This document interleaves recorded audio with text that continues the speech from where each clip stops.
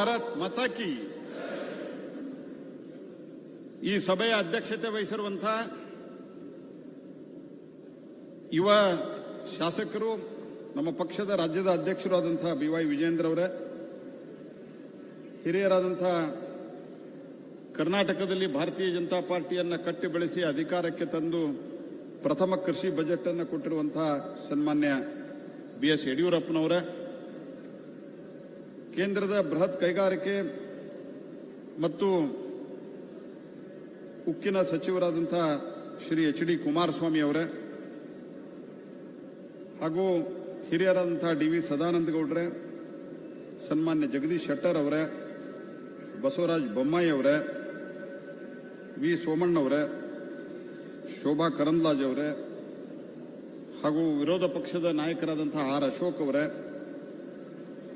ಸುಧಾಕರ್ ರೆಡ್ಡಿ ಅವರೇ, ಗೋವಿಂದ ಕಾರಜೋಳ ಅವರೇ, PC ಗದ್ದಿಗೌಡ್ರೆ, ವಿಶ್ವೇಶ್ವರ ಹೆಗಡೆ ಕಾಗೇರಿ ಅವರೇ, ಕೋಟಾ ಶ್ರೀನಿವಾಸ್ ಪೂಜಾರಿ ಅವರೇ, ಖ್ಯಾತ ವೈದ್ಯರಾದಂತಹ ಡಾಕ್ಟರ್ CN ಮಂಜುನಾಥ್ ಅವರೇ, PC ಮೋಹನ್ ಅವರೇ, BY ರಾಘವೇಂದ್ರ ಅವರೇ, ತೇಜಸ್ವಿ ಸೂರ್ಯ ಅವರೇ, ಡಾಕ್ಟರ್ ಸುಧಾಕರ್ ಅವರೇ, ಯದುವೂರು ಕೃಷ್ಣರಾಜದತ್ತ ಒಡೆಯರ್ ಅವರೇ, ಬ್ರಿಜೇಶ್ ಚೌಟಾ ಅವರೇ, ಮಲ್ಲೇಶ್ ಬಾಬು ಅವರೇ, GT ದೇವೇಗೌಡ್ರೆ, ಹಾಗೂ ಬಂಡೆಪ್ಪ ಕಾಶಂಪುರ್ ಅವರೇ, ವೇದಿಕೆ ಮೇಲೆ ಇರುವಂತಹ ಇನ್ನಿತರ ಎಲ್ಲ ಹಿರಿಯರೇ, ಹಾಗೂ ಎಲ್ಲ ರಾಜ್ಯದ ಮತ್ತು ಬೆಂಗಳೂರಿನ ವಿಶೇಷವಾಗಿ ಬಂದಿರುವಂತಹ ಎಲ್ಲ ಕಾರ್ಯಕರ್ತ ಬಂಧು ಭಗಿನಿಯರೇ, ಮೊದಲನೇದಾಗಿ ಕೇವಲ 1 ವರ್ಷದೊಳಗೆ ವಿಧಾನಸಭೆ ಚುನಾವಣೆಯಾಗಿ ಕೇವಲ 1 ವರ್ಷದೊಳಗೆ ಕಾಂಗ್ರೆಸ್ ಪಾರ್ಟಿಗೆ ಸಿದ್ದರಾಮಯ್ಯ ಮತ್ತು DK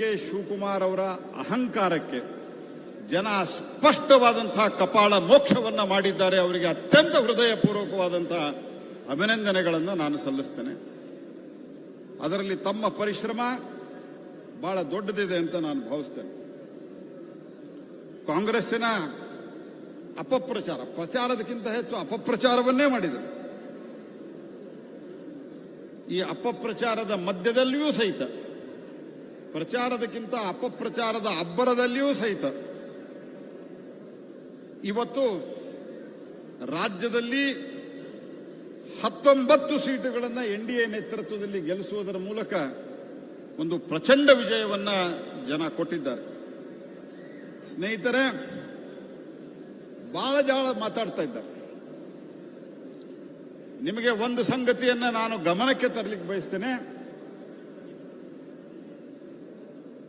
ಪಂಡಿತ್ ನೆಹರು ಅವರ ನಂತರ ಸತತವಾಗಿ 3ನೇ ಬಾರಿಗೆ ಪ್ರಧಾನಮಂತ್ರಿ ಅಂತ ಅಧಿಕಾರ ವಹಿಸಿಕೊಂಡಿರುವಂತಹ ಏಕೈಕ ಒಬ್ಬ ನಾಯಕ ಯಾರಾದರೂ ಇದ್ರೆ ಅದು ನರೇಂದ್ರ ಮೋದಿ ಅವರು ಅನ್ನುವಂತಹ ಸಂಗತಿಯನ್ನು ನಾವು ಮರಿಬಾರದು. ಬಂದಿರೋದು ಪ್ರಾಬ್ಲಮ್ ಅದ, ಏನು ಹೊಟ್ಟಿ ಕಿಚ್ಚು ಬಂದಿರೋದು ಅದ ಪ್ರಾಬ್ಲಮ್. ಎಲ್ಲಿಂದ ಒಬ್ಬ ಬಂದಂತಹ ಸಾಮಾನ್ಯ ವ್ಯಕ್ತಿ, ಬಡವ, ಹಿಂದುಳಿದ ವರ್ಗದವ, ಆತ ಬಂದು 10 ವರ್ಷ ಆಯಿತು, ಈಗೂ ಸಹಿತ ತೆಗೆದು ಹಾಕ್ಲಿಕ್ಕೆ ಆಗಲಿಲ್ಲ ಅನ್ನುವಂತಹ ದುಃಖವೇ ಅತ್ಯಂತ ಕೆಟ್ಟ ಶಬ್ದಗಳಲ್ಲಿ ನರೇಂದ್ರ ಮೋದಿ ಅವರನ್ನ ಬೈಯುವಂತಹ ಕೆಲಸವನ್ನ ಮಾಡ್ತಾ ಇದ್ದಾರೆ. ಮತ್ತೆ ಇವ್ರ ಪರಿಸ್ಥಿತಿ ನೋಡ್ರಿ,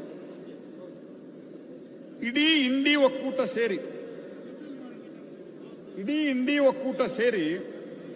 230 ಸೀಟು. ಮತ್ತು ಇಂಡಿ ಒಕ್ಕೂಟಕ್ಕೂ ಏನೂ ಅರ್ಥ ಇಲ್ಲ. ಕೇರಳದಲ್ಲಿ ಪರಸ್ಪರ ವಿರುದ್ಧವಾಗಿ ಬಡದಾಟ, ದಿಲ್ಲಿಯಲ್ಲಿ ಆಪು ಕಾಂಗ್ರೆಸ್ಸು ಒಟ್ಟಿಗೆ ಚುನಾವಣೆ, ಅದೇ ರೀತಿ ಪಂಜಾಬ್ದಲ್ಲಿ ಆಪು ಕಾಂಗ್ರೆಸ್ ವಿರುದ್ಧವಾಗಿ ಹೋರಾಟ, ವೆಸ್ಟ್ ಬೆಂಗಾಲ್ದಲ್ಲಿ ಯಾವುದೂ ಇಂಡಿ ಇಲ್ಲೇ ಇಲ್ಲ. ಆನಂತರ ಈಗ ನಾವು ಇಂಡಿ ಘಟಕ ಅಂತ ಹೇಳಿಕೊಳ್ತಾ ಇದ್ದಾರೆ. ಅಂದ್ರೆ ಓವರ್ ಆಲ್ ದೇಶದಲ್ಲಿ ಇಂಡಿ ಅನ್ನೋದು ಇಲ್ಲೇ ಇಲ್ಲ. ಎಲ್ಲರೂ ಸೇರಿ ಭಾರತೀಯ ಜನತಾ ಪಾರ್ಟಿಯ ವಿರೋಧಕ್ಕಾಗಿಯೇ ಹುಟ್ಟಿಕೊಂಡಂತಹ ಇಂಡಿ ಅನ್ನುವಂತಹ ಒಂದು ಸೋಕಾಲ್ಡ್ ಮೈತ್ರಿಕೂಟ ಇದು ಒಟ್ಟು 230 ಸ್ಥಾನಗಳನ್ನು ಗಳಿಸಿದರೆ ಭಾರತೀಯ ಜನತಾ ಪಾರ್ಟಿ ಒಂದನೇ 240 ಸ್ಥಾನಗಳನ್ನು ಗಳಿಸಿದೆ. ನಿಜ, ನಮ್ಮ ನಿರೀಕ್ಷೆಗೆ ತಕ್ಕಂತೆ ಕಮ್ಮಿ ಆಗಿಬಿಡು. ಅದರ ಸ್ಥಿತಿ ಹೆಂಗಾಗಿದೆ ಅಂತಂದ್ರ, ಒಬ್ಬನಿಗೆ 95 ಮಾರ್ಕ್ಸ್ ಬರಬೇಕಾಗಿ, 95. ಆ 95 ಮಾರ್ಕ್ಸ್ ಬರುವಂಥವನಿಗೆ 90 ಮಾರ್ಕ್ಸ್ ಬಂತು. ಅವನ ಮನೆಯಲ್ಲಿ ಅಳತಾ ಕೂತಿದ್ದ, ನಂಗೆ 90 ಬಂದ್ಬಿಡ್ತು, 95 ಬರಬೇಕಾಗಿತ್ತು, 90 ಬಂತು ಅಂತ ಅಳತಾ ಕೂತು. 35 ಮಾರ್ಕ್ಸ್ ಬಿದ್ದರೆ ಸಾಕು, ಪಾಸ್ ಆದರೆ ಸಾಕು ಅನ್ನೋನಿಗೆ 40 ಮಾರ್ಕ್ಸ್ ಬಿದ್ದುಬಿಡ್ತಾನೆ. ಇಡೀ ಊರು ತುಂಬ ಬಾಜಾ ಭಜಂತಿ ಹಚ್ಚಿ ಮೆರವಣಿಗೆ ಮಾಡಿ ಒಂದು ಜಯ ಜಯಕಾರ. ಇದು ಇವತ್ತಿನ ಕಾಂಗ್ರೆಸ್ಸಿನ ಪರಿಸ್ಥಿತಿ ಆಗಿದೆ. ಪ್ರಧಾನಮಂತ್ರಿಗಳು ಒಂದು ಮಾತನ್ನ ನಮ್ಮ ಪಾರ್ಲಿಮೆಂಟರಿ ಪಾರ್ಟಿ ಮೀಟಿಂಗ್ದಲ್ಲಿ ಹೇಳಿದ್ರೆ ನೀವು ಗಮನಿಸಿದ್ದೀರಿ ಅಂತ ನಾನು ಭಾವಿಸ್ತೇನೆ. ಪ್ರಧಾನಮಂತ್ರಿಗಳು ಒಂದು ಮಾತು ಹೇಳಿದ್ರು, 2014, 2019, 2024 3 ಇಲೆಕ್ಷನ್ಗಳನ್ನು ಸೇರಿಸಿದ್ರೆ ಕಾಂಗ್ರೆಸ್ಸಿನ ಸೀಟು ನಮ್ಮ ಸೀಟಿಗೆ ಸರಿಸಮಾನ ಆಗೋದಿಲ್ಲ, ನಮ್ಮ ಸಂಖ್ಯೆಗೆ. ಅವ್ರದ್ದು 3 ಸೇರಿದ್ರೆ 140, 150 ಆಗ್ತದೆ. 3 ಇಲೆಕ್ಷನ್ ಸೇರಿಸಿ ನಮ್ದು 240 ಆಗ್ತದೆ. ಹಾಗಾಗಿ ಕಾಂಗ್ರೆಸ್ ಪಾರ್ಟಿ ಒಂದು ರೀತಿ ಭ್ರಮೆಯನ್ನು ಬಿತ್ತುವಂತ ಕೆಲಸವನ್ನ ಮಾಡ್ತಾ ಇದೆ. ನಾವೇನೋ ಬಾರಿ ಗೆದ್ದುಬಿಟ್ವಿ ಅಂತ. ಒಂದು ಚುನಾವಣೆಗೂ ಮತ್ತೊಂದು ಚುನಾವಣೆಗಳಿಗೂ ಬಹಳ ವ್ಯತ್ಯಾಸ ಆಗ್ತದೆ.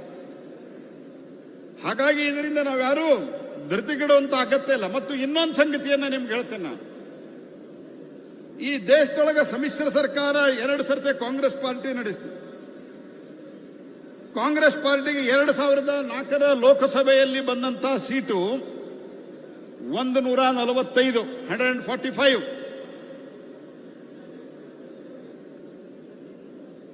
ಭಾರತೀಯ ಜನತಾ ಪಾರ್ಟಿಗೆ 2004ರಲ್ಲಿ ಬಂದಂತ ಸೀಟು 138.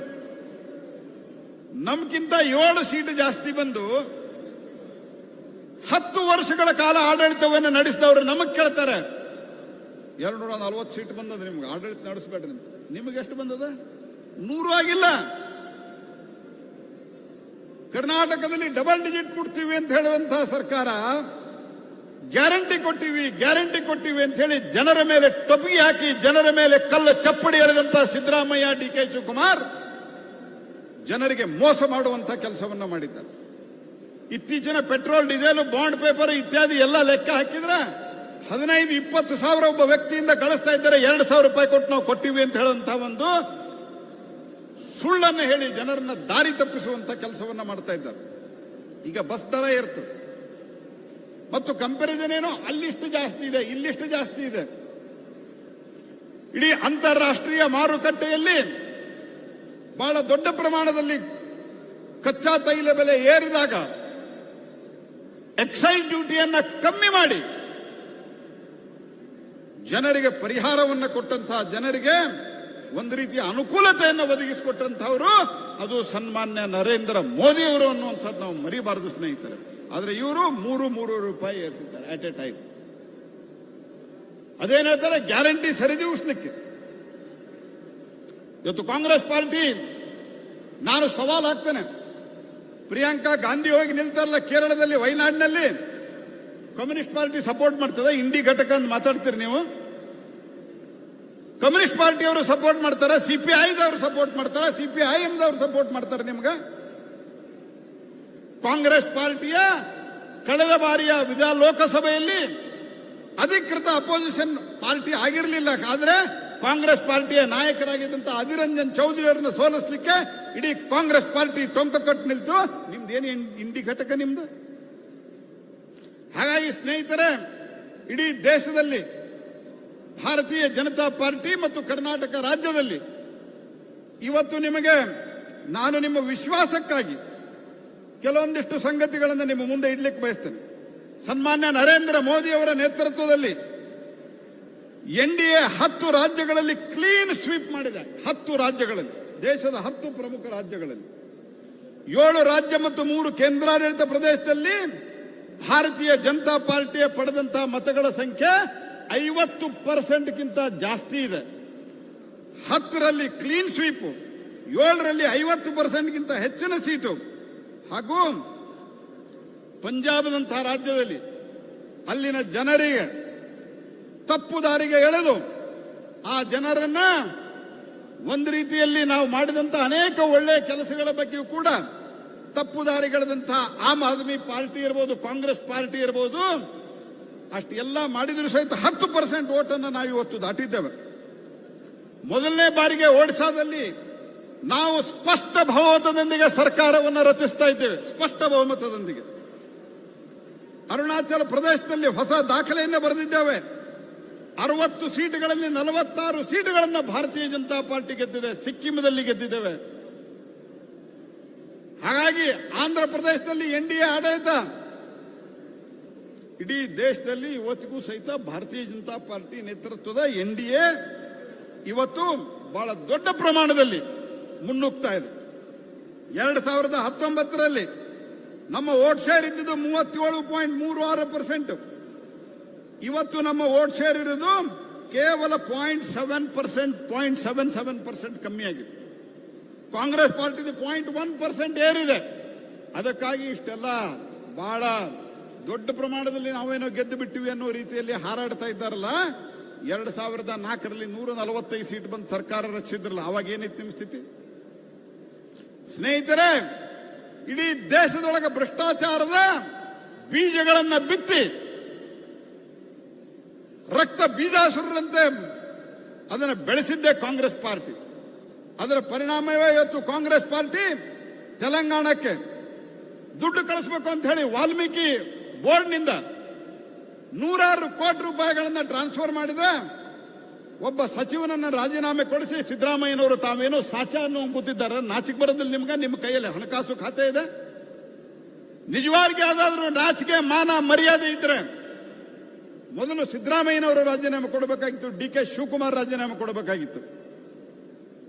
ಆದ್ರೆ ಇವತ್ತು ಒಬ್ಬನ ರಾಜೀನಾಮೆ ಕೊಡಿಸಿ ಯಾರ್ಯಾರ ಹೆಸರಲ್ಲ, ಯಾರ್ಯಾರ ಮನೆಯಲ್ಲಿ ಯಾವುದೋ ದುಡ್ಡು ತಗೊಂಬಂದು ಇದು ಅದೇ ಅಕೌಂಟಿನ ದುಡ್ಡು ಅಂತ ಹೇಳುವಂತ ಜನರನ್ನ ದಾರಿ ತಪ್ಪಿಸುವಂತ ಕೆಲಸವನ್ನ ಮಾಡ್ತಾ ಇರುವಂತ ಯಾರ್ದಾದ್ರೂ ಧೂರ್ತ ರಾಜಕಾರಣಿ ಇದ್ರೆ ಅದು ಸಿದ್ದರಾಮಯ್ಯ ಮತ್ತು DK ಶಿವಕುಮಾರ್. ಹಾಗಾಗಿ ಸ್ನೇಹಿತರೆ, ಇಡೀ ರಾಜ್ಯದಲ್ಲಿ ರಾಜಕೀಯ ವಾತಾವರಣ ನಮ್ಮ ಪರವಾಗಿದೆ. ಅಶೋಕ್ ಅವರು ಹೇಳಿದಂತೆ 143 ಸೀಟುಗಳಲ್ಲಿ ನಾವು ಇವತ್ತು ಭಾರತೀಯ ಜನತಾ ಪಾರ್ಟಿ ಮುಂದಿದೆ. ಕೇವಲ 1 ವರ್ಷದಲ್ಲಿ ಜನ ನಿಮಗೆ ಸರಿಯಾದ ಬುದ್ಧಿಯನ್ನು ಕಲಿಸಿದ್ದಾರೆ. ಅದಕ್ಕೆ ನಾನು ನಿಮ್ಮಲ್ಲಿ ವಿನಂತಿ ಮಾಡೋದಿಷ್ಟನೇ, ವಿಶೇಷವಾಗಿ ಜನಪ್ರತಿನಿಧಿಗಳಲ್ಲಿ, ಶಾಸಕರಲ್ಲಿ, ಲೋಕಸಭಾ ಸದಸ್ಯರಲ್ಲಿ, ರಾಜ್ಯಸಭಾ ಸದಸ್ಯರಲ್ಲಿ ನರೇಂದ್ರ ಮೋದಿ ಅವರು ಅತ್ಯಂತ ಪರಿಶ್ರಮ ಕೊಟ್ಟು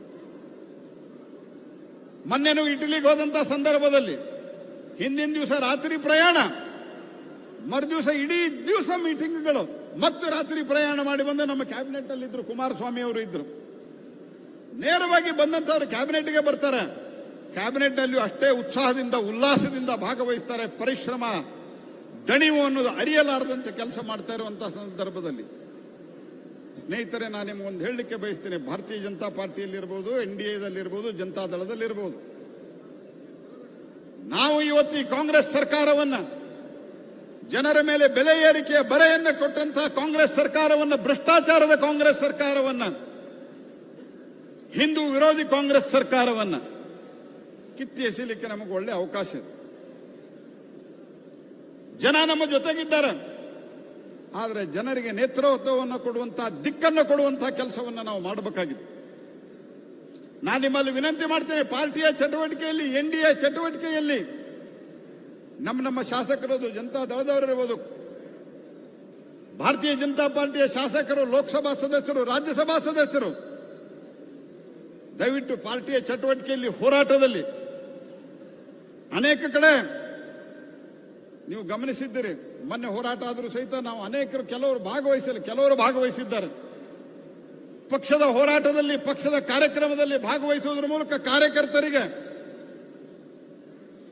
ಒಂದು ಬಲವನ್ನು ತುಂಬುವಂತಹ, ಕಾರ್ಯಕರ್ತರಿಗೆ ಒಂದು ಡೈರೆಕ್ಷನ್ ಕೊಡುವಂತಹ ಕೆಲಸವನ್ನು ನಾವೆಲ್ಲರೂ ಮಾಡೋಣ. ನಾನು ನಿಮಗೆ ಇವತ್ತು ಅತ್ಯಂತ ವಿಶ್ವಾಸದಿಂದ ಹೇಳ್ತಾ ಇದ್ದೇನೆ, ನರೇಂದ್ರ ಮೋದಿ ಅವರ ನೇತೃತ್ವದಲ್ಲಿ ಬರುವ ಎಲ್ಲಾ ವಿಧಾನಸಭಾ ಚುನಾವಣೆಯನ್ನು ನಾವು ಗೆಲ್ತೇವೆ.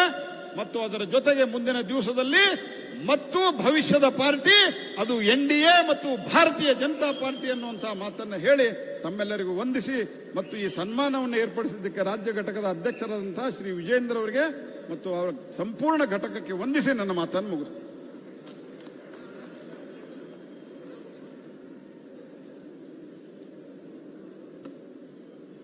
ಈಗ